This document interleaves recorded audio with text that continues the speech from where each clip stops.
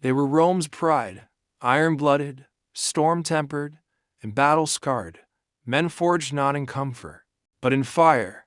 They had marched under Julius Caesar, crushed rebellions in Hispania, endured the deserts of Africa, and pressed beyond the edge of the known world into the wild, mist-veiled land called Britannia, their name, Legio IX Hispana, the Ninth Legion.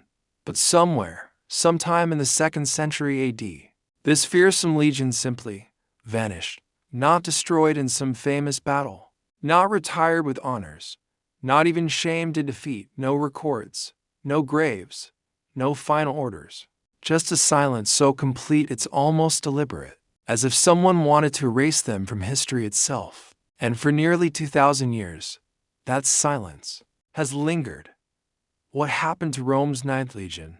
It's not just a military mystery. It's a historical ghost story, because the Roman Empire, with its obsession for record-keeping and pageantry, never simply forgot its legions. Every campaign was logged, every disaster, even those soaked in humiliation, was documented. From the swamps of Teutoburg to the deserts of Judea, Rome kept receipts, but not for Legio IX. Their fate hangs in a vacuum, a black hole in the Roman archive, a silence too unnatural to be an accident. Could they have been wiped out in an ambush, so brutal it shamed an entire empire into denial? Or were they victims of something darker, betrayal, conspiracy, even erasure by their own rulers? To understand this, we must go back not to the day they disappeared, but to the day they were born. Around the mid-1st century BC, during the chaos of civil war, Julius Caesar was about to redraw the Roman world with blood and ambition. The Senate was losing control. Generals were becoming kings in all but name. It was in this boiling cauldron that Caesar raised a new legion, not for the Republic, but for himself. The Ninth was born not in peace, but in rebellion. From their first step, they were not defenders of order. They were Caesar's blade, and Caesar wielded them like a weapon. They cut through Gaul with ruthless precision, facing Celtic tribes who fought like shadows in forest and hills. The Ninth became masters of unconventional warfare, fighting where Roman formations struggled, adapting, surviving, overwhelming. At Alasia, a fortress city held by the Gallic leader Vercingetorix, they bled for Caesar's glory. Surrounded, outnumbered, outmatched, the Ninth did not break. They stood shoulder to shoulder, spears leveled, eyes cold with purpose. It was there they earned their first mark as something more than just another Roman legion. Then came the Rubicon, 49 BC, Caesar's fateful crossing, the line between peace and civil war. When Caesar uttered Alia Iacta Estate, the die is cast. It was Legio IX that followed him across the river into open defiance of the Senate. They weren't just soldiers anymore. They were revolutionaries in armor, from Italy to Greece, to Egypt. They became the hammer in Caesar's fist. When Pompey fell and Caesar stood unchallenged, the Ninth was there. Their reward, deployment to Hispania, but not for rest. In Spain, the fight continued. Mountain tribes, fierce, independent, and utterly alien to Roman law, refused to submit. Guerrilla warfare dragged on, brutal and human. No battle lines, just ambushes in dark forest, skirmishes and jagged passes. The Ninth adapted again. They learned to starve and march without complaint, to fight without formation, to kill without hesitation. And when the last resistance was crushed, Rome gave them a title, Hispana, a name of honor, but also of warning. This legion did not break. Decades passed. Emperors rose and fell. The Ninth moved like a phantom across Rome's bleeding frontiers, from the frozen rivers of Germania to the red sands of Africa. But it was Britannia that called them next, the edge of the world, a place of fog, myth, and murder. In 43 AD, under Emperor Claudius, the Roman legions landed in force. The Ninth was among them. They built the roads, they crossed the rivers, they pacified the southern tribes. But northward, that was something else. Britannia was not just a war zone.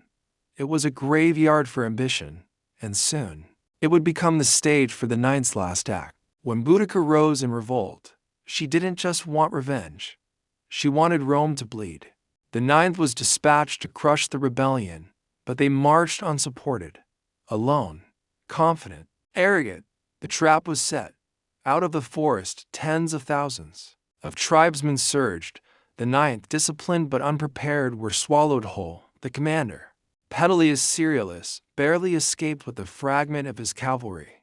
Tacitus didn't call it a battle. He called it a massacre. The ninth was nearly annihilated, but not ended. Rome rebuilt them, rearmed them, reinforced them from the continent, because this was no ordinary unit. The ninth refused to vanish. Not yet. For years after the Boudiccan massacre, the ninth lingered in Britannia like a ghost that refused to rest. They were stationed in Lindum, modern-day Lincoln, a crucial base where the air reeked of tension, and the stone walls bore silent witness to constant unrest. They were no longer Rome's shining vanguard. They were a shield, battered, but held high. A legion that had faced the abyss and crawled back, scarred but standing. Their mission shifted. It wasn't glory anymore. It was survival. Hold the lines, suppress the uprisings, guard the frontier, keep Britannia Roman. Even as the north refused to kneel, the tribes beyond the frontier, the Brigantes, the Selgovae, the Caledoni, did not know surrender. They were not a people Rome could conquer, only contain. When Agricola pushed north in the 70s AD, the ninth was likely with him, driving into the Scottish Highlands. They laid roads, dug forts, built signal towers in a land that defied every calculation. Cold, isolated, hostile. You didn't just fight in northern Britannia, you vanished into it. And the ninth was walking towards something they couldn't see. A final silence that would one day engulf their name. Then, around 108 AD, their trail goes cold. A stone inscription in Eboracum, today's York, still bears their mark, their lion emblem defiant. That's the last official sign of their existence in Britain. After that, nothing. They disappear from records, from troop movements, from imperial rolls. They are gone, just gone. No orders, no honors, no final battle cry. It's as if the ground opened up and swallowed them. By the time Hadrian took the throne in 117 AD, Rome was exhausted. Trajan's endless campaigns had stretched the empire to its limits. The dream of constant conquest was fading. Hadrian didn't want to expand. He wanted to hold the line. He ordered a wall built, a massive boundary across the width of Britannia from sea to sea. Hadrian's wall, not a symbol of strength, but of restraint, of caution, of fear. But what exactly was he afraid of? Some believed the ninth was gone by then, their fate already sealed in the wild north. Others argued they were simply transferred, renamed, hidden behind a bureaucratic smokescreen. But there's no paperwork, no reassignment logs, not a single stele, statue, or tombstone bearing their name after 117 AD. And that silence, that chilling vacuum, has led to a theory darker than any battlefield death. Erasure, deliberate and total. You see, Rome didn't just lose the ninth. Rome erased them, covered their tracks, rewrote the ledger, like someone hiding a sin so deep it could shake the empire's soul. It wasn't just a defeat. It was a scandal, a shame, maybe even a betrayal. Something so terrible that it couldn't be spoken, only buried. That theory gained traction when archaeologists began unearthing fragments far from Britain. A tile bearing the ninth stamp was found in Nijmegen, in the Netherlands, perhaps a fragment of a detached unit, or simply misplaced supplies. But some stretched the theory further. Maybe the ninth had been redeployed to the Rhine, they said. Maybe to Judea, where the Bar Kokhba revolt was boiling. But the truth, there is no solid evidence. Not in Dacia, not in Parthia, not in Jerusalem. The ninth doesn't appear in any of those theaters, not even a whisper. It's as if Rome scattered a few breadcrumbs, just enough to confuse, but never enough to prove. Then came the stories, the myths, the reinventions. The ninth became a legend, immortalized in novels, films, theories. Some said they were betrayed by Rome and wiped out by northern tribes in a forgotten slaughter. Others suggested they deserted, threw down their eagles and vanished into the mist, living among the natives. Some believed they were absorbed by another legion under a new name, a quiet punishment for disloyalty. But the most chilling theory, that they were executed, purged by Rome, silenced not by enemy blades, but by imperial order. Why? Maybe they lost a battle they were ordered not to fight. Maybe they rebelled. Maybe they supported the wrong heir during a fragile transition of power. Hadrian, after all, inherited an empire on the edge. Trajan's death was sudden. The political maneuvering that followed was swift and quiet.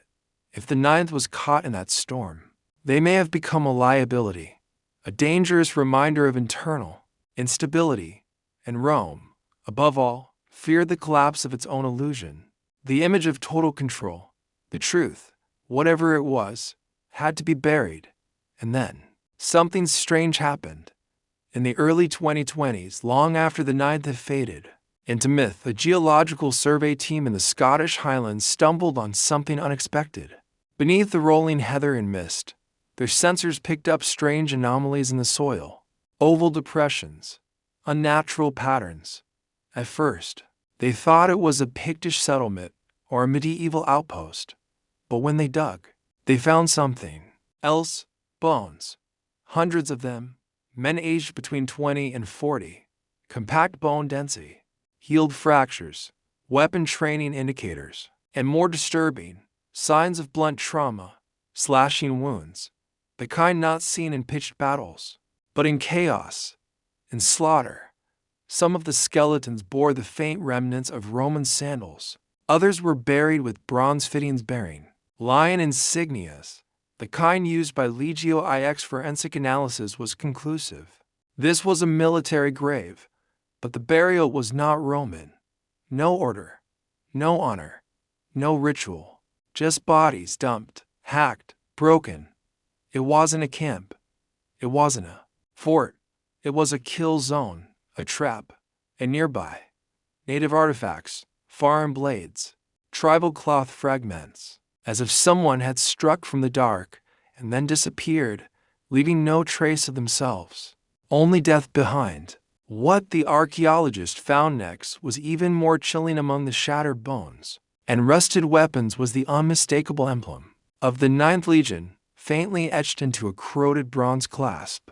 Buried under centuries of moss and soil, hidden as if history itself had tried to forget it. This wasn't just a battlefield.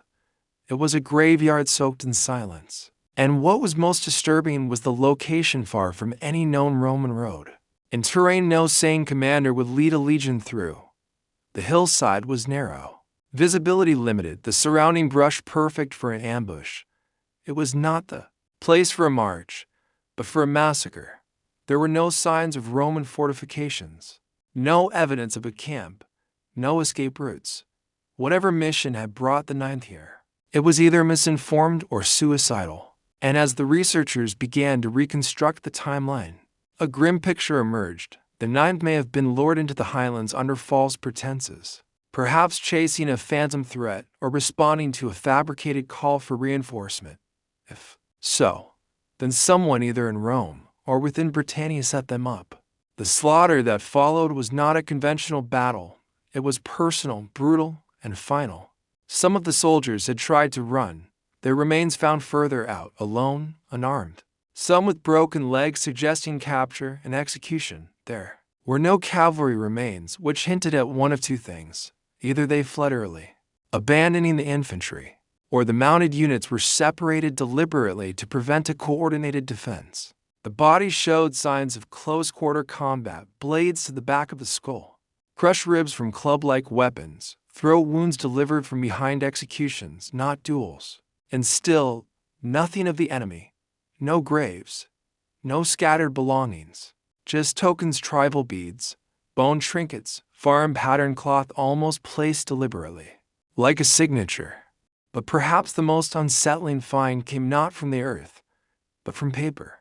In a dimly lit archive in Ravenna, a scholar uncovered a fragment of a forgotten decree issued under Emperor Hadrian, a document that mentioned the reorganization of military units in Britannia and the removal of disgraced elements. that had failed the honor of the empire. It did not name the ninth, but the timing was uncanny. The language cold, sanitized, as if Rome had decided not just to forget, but to erase. To delete not only a legion, but the shame it represented. Because what could be worse than a legion dying in the dark, a legion defecting? Rumors whispered in ancient texts suggest something unthinkable, that the ninth may have broken, not shattered, by sword, but by disillusionment, after decades stationed at the ends of the earth, watching comrades die in foreign mud, guarding a people who would never welcome them. Some say the men of the ninth lost their faith in Rome, that they laid down their arms not in surrender to an enemy, but to walk away, to vanish, to become part of the very world they were ordered to conquer. These whispers suggest deserters blended with the tribes, took native wives, raised children in hills that once ran red with their brothers' blood, and that, for Rome, would have been the ultimate betrayal, not a lost battle, but a lost identity. A legion choosing exile over empire. That would explain the silence, the mass purging of records, the burial of names, the striking absence from military roles during Hadrian's reign and every emperor after. The disappearance wasn't just administrative, it was ideological. Rome didn't just erase the ninth because they died. It erased them because what they represented was too dangerous to remember. And yet, their shadow lingered. In forts along the wall, soldiers refused to speak of them. Veterans lowered their voices when their name was uttered. Legionary training manuals quietly omitted the ninth's campaigns, as if their victories were poison. In Gaul and Hispania, tales circulated of a ghost legion marching through fog at dawn, armored with age, eyes hollow, searching for a home they would never find. To some, they became a myth. A warning passed from centurion to recruit. This is what happens when Rome forgets you. Others treated them like a secret best left unspoken, and in the halls of power, in the quiet corners of senatorial debate, no one dared ask what really happened, because someone knew. Someone had given the order. Someone had signed the decree. And for the Roman machine to keep running, the truth had to be buried deeper than any body. Yet even today, the mystery refuses to die. New surveys across northern Britain have found irregular ditch patterns, signs of rapidly constructed defenses buried under peat, weapons caches burned in haste, unfinished stoneworks, clues that suggest the ninth may have tried to dig in, to make a final stand, or even build a base before being overrun. All this supports one unsettling idea, that they weren't just lost, they were hunted, surrounded, isolated, picked off in a campaign no historian was allowed to write down. And still, one question haunts the ruins. Why them? Why the ninth? They were experienced, hardened, respected. They had survived Gaul, Hispania, Africa, Germania. Why would they fall in Britannia? Of all places, the answer, perhaps, lies not in their strength but in their symbolism. The ninth was not just a fighting force. It was a legacy, a relic of Caesar's ambition, a thread connecting the glory of the Republic to the cold bureaucracy of the empire. Maybe that was the problem. Hadrian's Rome was different. Less expansion, more consolidation, fewer myths, more control. And maybe the ninth still believed in the old ways: glory through conquest, victory through sacrifice, honor above politics. Maybe that belief got them killed. Or maybe they simply knew something they weren't supposed to. A failed mission, a secret pact, a betrayal that had to be silenced. So Rome did what it did best: not just defeat enemies, but rewrite reality. They built a wall to forget. They redrew maps. They burned names. They left behind a whisper in the fog and called it peace. But even as Rome tried to erase the past, the land refused to forget. Centuries passed. Empires crumbled. Borders shifted. And yet, strange echoes of the ninth kept surfacing like faint heartbeats under layers of history. In the Scottish Highlands, local legends tell of pale-skinned warriors who spoke a strange tongue, who arrived with thunder and vanished with blood. Ancient oral histories dismissed by scholars for decades mention a storm army that came from the south and was swallowed by the mountains. In one tale, A chieftain recounts his grandfather's grandfather battling men made of iron who screamed foreign curses as they fell. Another speaks of a lake that ran red for 3 days and would kill any who drank from it, a cursed place, said to be haunted by ghosts with foreign helmets and no eyes. These may be folklore, poetic fragments, but they're eerily consistent. Too consistent, as if the land itself is still whispering what Rome refused to say. And then, just when the academic world had begun to forget again, modern technology delivered a new shock. In 2024, a team of remote sensing analysts using LiDAR and ground-penetrating radar to map terrain shifts near the border of ancient Caledonian territory found something impossible. Hidden beneath centuries of forest overgrowth were the unmistakable outlines of a Roman marching camp, but not just any camp. This one was incomplete. Its trenches half dug, defensive ditches shallow, tents never set. Everything pointed to a legion that had stopped abruptly mid-deployment. Not from exhaustion, but from fear. The terrain suggested an urgent retreat. Ruts from wagon wheels veered violently as if panicked. A signal tower was charred black, never used.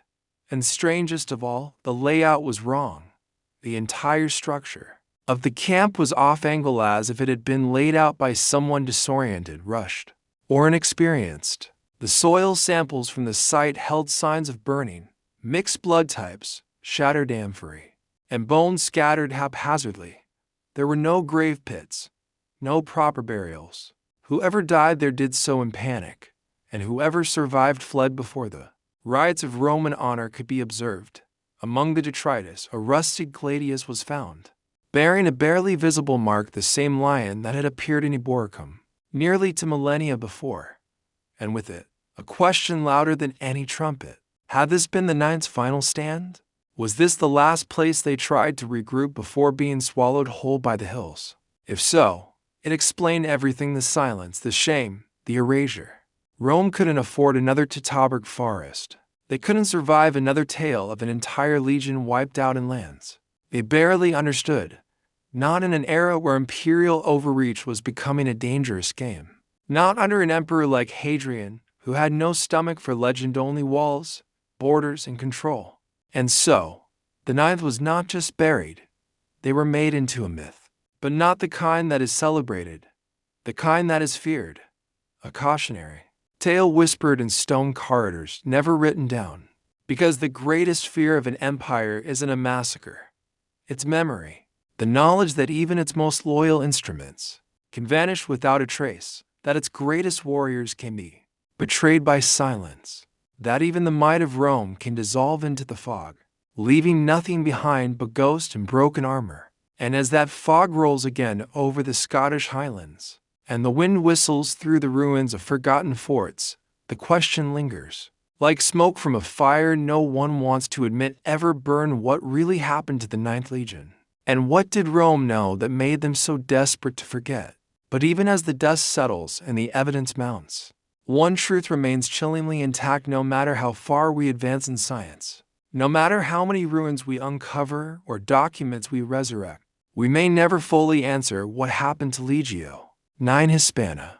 Because this mystery was never just about missing men or lost battles, it's about deliberate silence, about the terrifying realization that a state as vast and meticulous as Rome could so completely erase its own history when it wanted to. It's about fear not of enemies, but of what happens when a symbol fails. The Ninth was more than a military unit. They were a manifestation of Roman will, loyalty, and power. And their vanishing wasn't just a loss on the battlefield, it was the fracturing of an imperial illusion. Whether they were annihilated in the Highland mist, bled out in the mud of Caledonia, quietly executed to conceal treason, or scattered to the wind in shame and desertion, one thing is undeniable: Rome decided it was better to forget, better to fabricate a new border Hadrian's wall than admit they had reached afar. And so the men who had once marched under Caesar himself, who had carved their name into the edges of empire, were reduced to echoes and conjecture. The Ninth was sacrificed not for losing a war, but for showing the world that even Rome had limits. And now, with every new scan of the Scottish earth, with every bronze clasp or shattered blade unearthed, The silence is breaking. The myth is stirring. And you have to ask how many more truths are buried beneath the official stories we've accepted. How many more legions have we forgotten? And if history can be rewritten once, what stops it from happening again? In the end, maybe the Ninth Legion didn't just vanish, they became something more powerful than any military triumph. They became a riddle too dangerous to answer, a secret too uncomfortable to speak aloud. And maybe that's why their story still haunts us, not because we lost them, but because we were never supposed to remember them in the first place. If this tale of shadowed legions and imperial silence made you question what else lies beneath the surface of history, then don't let the story end here. Like, subscribe, ring that bell, because the past is deeper than it looks, and we're just getting started. Drop a comment if there's another forgotten mystery, buried empire, or hidden truth you want us to chase next. Because here, we don't just tell stories, we dig through time to uncover the ones someone didn't want you to hear.